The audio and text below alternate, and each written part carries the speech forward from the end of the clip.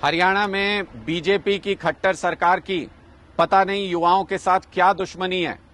युवाओं को बेरोजगारी कहते हैं, हरियाणा के अंदर खट्टर साहब की कम हो रही है, लेकिन खट्टर साहब ग्रुप डी की 13,000 पोस्ट के लिए 13,75,000 हरियाणा के युवाओं ने आवेदन किया और जब वो परीक्षा देने के लिए आए तो आपने इंतजाम के नाम पे कुछ नहीं किया।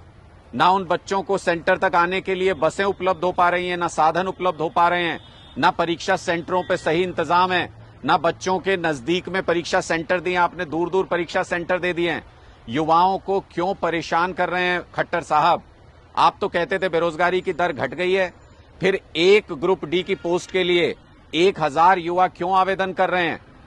अगर उनके पास और रोजगार के अवसर उपलब्ध होते तो वो ये आवेदन नहीं करते। आप अगर देखेंगे तो 500 रुपए आपने रजिस्ट्रेशन फीस लिया एक एक बच्चे से, सीईटी का जो भी एग्जाम दे रहे हैं। 13,75,000 बच्चों का 65 करोड़ रुपया आपने इनसे इकट्ठा किया है। जब आप इनसे दसियों करोड़ रुपया, सैकड़ों करोड़ रुपया इकट्ठा कर रहे हैं तो फिर आप इनके लिए बसों का इंतजाम क्यों नहीं कर सकते? आप इनके सेंटर पे सही व्यवस्था क्यों नहीं कर सकते? आप युवाओं के लिए रोजगार की सही व्यवस्था क्यों नहीं कर सकते? ग्रुप सी की जो आपने भर्ती निकाली थी, जिसके लिए परीक्षा ली थी, वो अधर में अटक गई है, उसका भी कुछ पता नहीं है क्या होने जा रहा है।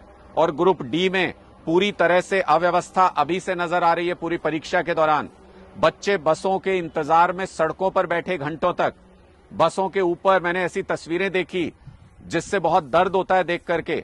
बसों के ऊपर लद करके हमारे युवा एक जगह से दूसरी जगह जा रहे हैं। कई जगह बस स्टैंड पर हड़ताल की युवाओं ने, कई जगह सड़कों पर नारेबाजी की कि उनको बसें उपलब्ध नहीं करा पाए आप लोग। शर्मनाक है खट्टर साहब। इन युवाओं को रोजगार उपलब्ध कराना आपकी जिम्मेदारी है। हरियाणा में इस वक्त 2 लाख सरकारी नौकरियों के पद खाली हैं और आप इन बच्चों को बरगलाना, बहकाना बंद कीजिए। ये कुछ कुछ नौकरियां निकाल के एक मुश्त 2 लाख सरकारी नौकरी निकालिए और उन पर युवाओं को भर्ती कीजिए, तभी जाके बेरोजगारी से हरियाणा को कुछ राहत मिलेगी। अगर आप इसी तरीके से अव्यवस्था और परेशान करते रहे युवाओं को तो खट्टर साहब याद रखिए, यही युवा हैं जो आपकी सरकार को उखाड़ फेंकेंगे और अपनी नई सरकार लेकर के आएंगे जिसको युवाओं के बारे में फिक्र हो, जिसको युवाओं के रोजगार के बारे में फिक्र हो, जिनको इन युवाओं के भविष्य के बारे में फिक्र हो।